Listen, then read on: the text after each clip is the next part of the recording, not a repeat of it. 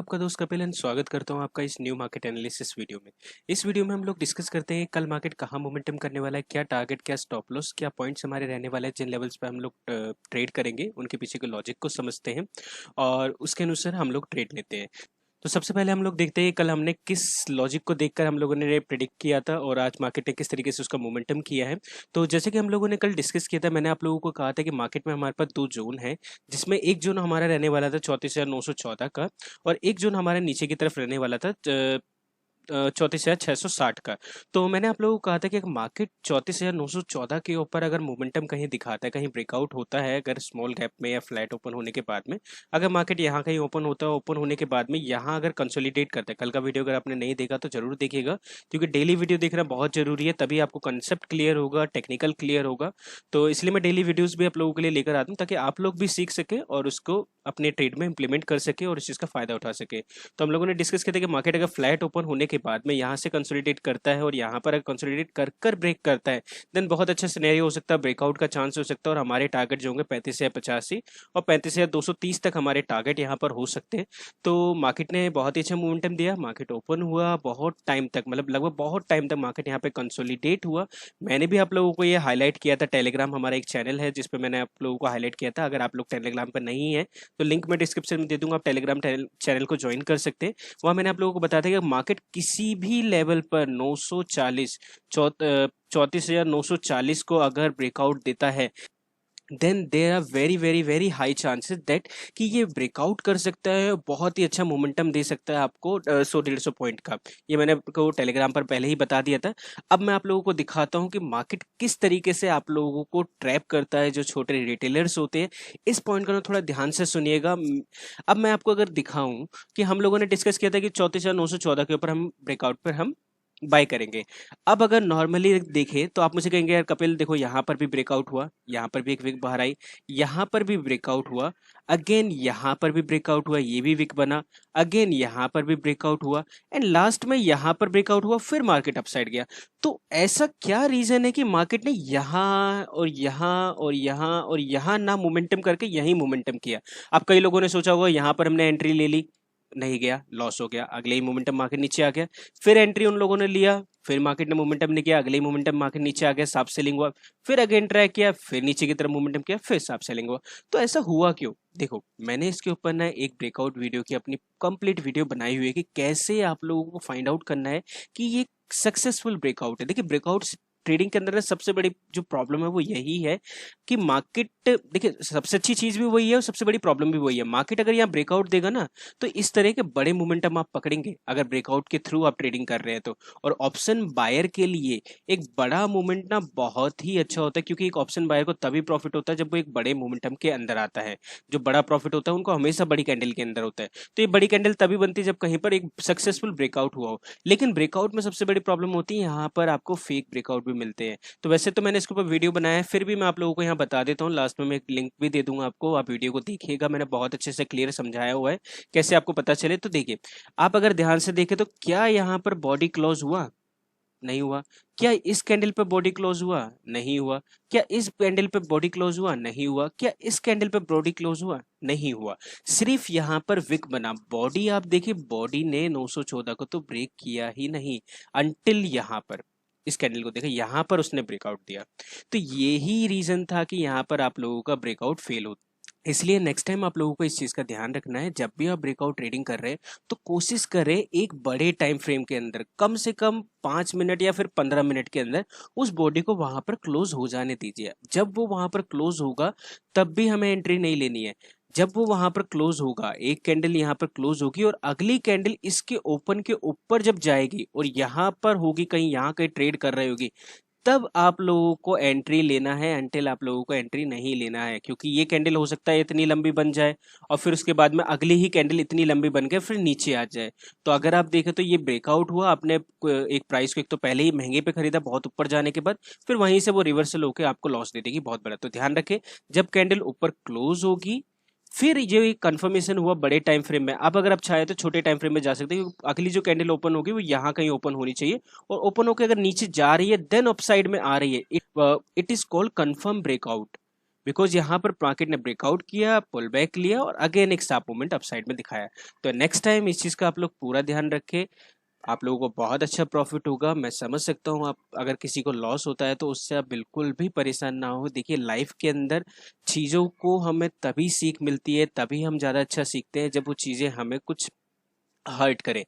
तो लॉस एक तरीके से आप लोगों को अगर अभी हर्ट करेगा तो वो ही आपको आगे लर्निंग के लिए पावर भी देगा कि आप और अच्छा सीखेंगे। पर ध्यान रखें कि ये जो लर्निंग के लिए जो आप ये पावर है लॉस को, इसको थोड़ा कम ही रखें अगर आप लर्निंग फेज में हैं। नहीं तो ऐसा भी हो सकता है कि आप इतना बड़ा लॉस कर ले कि आप मार्केट से बाहर हो जाए। तो इसको थोड़ा कंट्रोल करना बहुत जरूरी है। इसके लिए money management, risk to reward का आपको ध्यान रखना है। इसको भी मैंने कई वीडियोज में एक्सप्लेन किया हुआ है और आगे मैं आपको एक सेपरेट वीडियो भी बना दूंगा position sizing, money management, risk to reward को लेकर।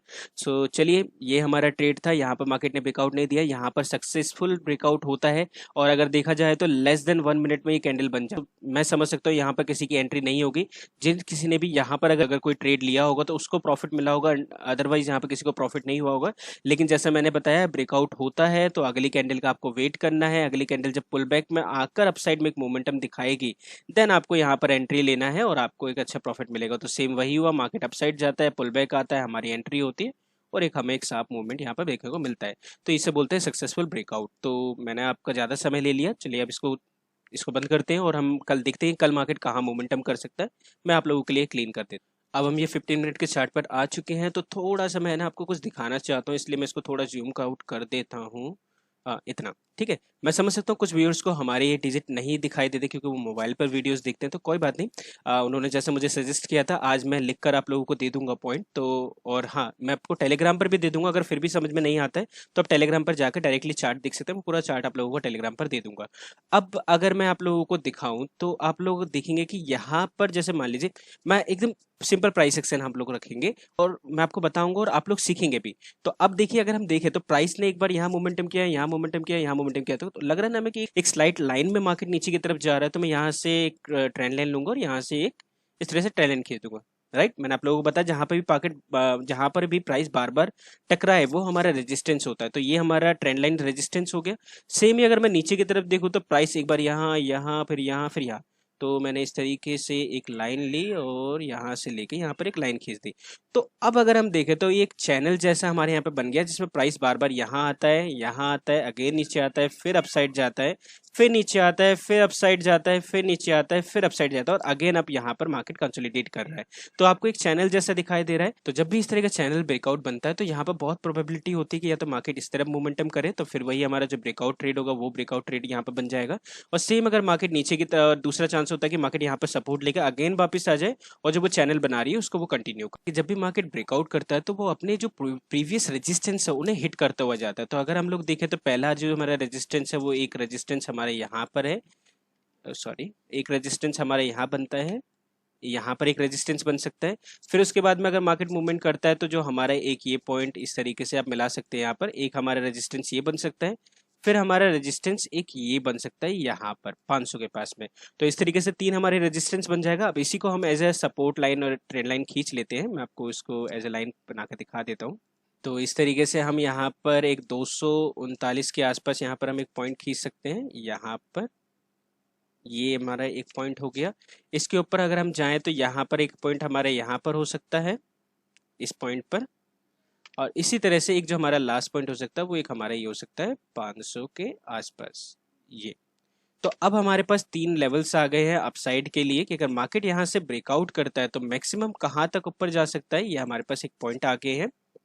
किस तरीके से करा है, बिल्कुल सिंपल तरीके से जैसा मैंने आप लोगों को बताया, इसी तरीके से आप लोगों को भी आगे भविष्य में करना है कि किस तरीके से सपोर्ट लाइन ट्रेंड लाइन खींचते हैं। मैंने आप लोगों को दिखा रहा हूँ, सिंपल एनालिसिस है, आप लोग भी ट्राई करना है, आप लोगों को भी इसी तरीके से।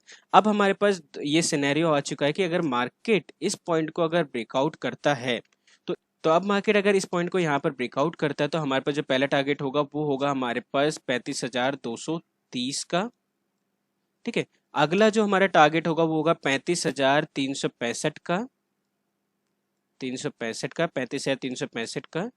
और फिर जो अगला हमारा लास्ट टारगेट होगा वो 35,530, 530 या 540 के आसपास आप इसको रख सकते हैं। तो ये हमारे 3 टारगेट अपसाइड में रहने वाले हैं। इसी तरीके से हम नीचे की तरफ अगर देखें तो नीचे के पास हमारे पास जो पॉइंट्स है मैं आप लोगों को दिखाना चाहूंगा नीचे के जो हमारे पॉइंट्स है, देखिए सबसे पहले जो हमारा मेन जो रेजिस्टेंस एरिया है वो मैंने आप लोगों को पहले भी कल भी बताया था कि हमारा जो मेन रेजिस्टेंस एरिया है वो हमारा एक एरिया ये हो गया 35,000 के पास में। इसी तरह से अगर और नीचे हम जाते हैं तो फिर 35,914 का जो हमने लास्ट टाइम भी मार्क किया था, एक हमारा पॉइंट ये हो गया। और इसके नीचे अगर जाता था 35,800, एंड लास्ट जो हमारा अभी तक का जो लो है वो हमारा रहेगा। ठीक है, सिर्फ मैं सपोर्ट एंड रेजिस्टेंस ड्रॉ कर रहा हूँ कैंडल को देखते हुए, कैंडल कहाँ पर मोमेंटम कर रहा है। अब हमें देखना है कि कल मार्केट किस तरीके से मोमेंटम कर सकता है। अब हमारे पास 3 सिनेरियो रहेंगे। फ्लैट मार्केट ओपन होता है, तो अगर मार्केट फ्लैट ओपन होता है तो फ्लैट ओपन होने के बाद में मार्केट में बहुत अच्छे चांस है कि मार्केट यहाँ कंसोलिडेट करने के बाद में इस रेंज में और ब्रेकआउट देता है, तो हमारे जो ये टारगेट्स हैं वो हमारे टारगेट्स ही रहने वाले हैं। यहाँ पे 35,230, 35,363, 35,540। सेम अगर मार्केट फ्लैट ओपन होता है और फेल्ड होता है, ऊपर नहीं जा पाता है, फिर नीचे आता है, तो हम लोग वेट करेंगे इस पॉइंट का। इसके बीच में ये हमारा नो ट्रेडिंग जोन रहने वाला है। अगर मार्केट इसके पॉइंट के नीचे आता है 35,000 के नीचे, थोड़ा सा लाइन मैंने नीचे बना दिया, 35,000 के नीचे अगर आता है तो फिर हमारा जो टारगेट रहेगा 35,914। अगर 35,914 ब्रेक करता है, यहाँ पे कम क्वांटिटी में सेल करेगा। जब मार्केट 35,914 को नीचे की तरफ ब्रेकआउट करेगा तब आप यहाँ पर ज़्यादा क्वांटिटी में सेल कर सकते हैं। यहाँ पर बहुत अच्छा सिनेरियो है। और यहाँ से अगर मार्केट नीचे की तरफ मोमेंटम करता है तो ये हमारे दो टारगेट है 35,800, 35,672। सो गाइस ये हमारे टारगेट रहेंगे। अगर मार्केट बड़े गैप में, छोटे से गैप में खुलता है तो नो इश्यू, आप जैसे मैंने आपको बताया फ्लैट में मार्केट वैसे ही रहेगा। मार्केट गैप डाउन में खुलता है स्मॉल, या फिर यहाँ तक अगर किसी गैप डाउन में खुलता है तो हम वेट करेंगे 35,000 के नीचे जाने का। उसके बाद में हम लोग ट्रेड लेंगे, जब तक आप वेट करेंगे। और मार्केट अगर बड़े गैप अप में ओपन हो जाता है देन मैं आप लोगों को सजेस्ट करूंगा कि वेट करें, 10:15 बजे तक का वेट करें। उसके बाद जो सिनेरियो बन रहा होगा उसमें आप लोगों को फिर एंट्री लेना है, मैं आपको टेलीग्राम पर इन्फॉर्म कर दूंगा। So that's it guys, I hope आप लोगों ने वीडियो को एंजॉय किया होगा। तो मिलते हैं कल नेक्स्ट मार्केट एनालिसिस वीडियो में। जब तक आप लोग अपना ध्यान रखें। Thank you for watching.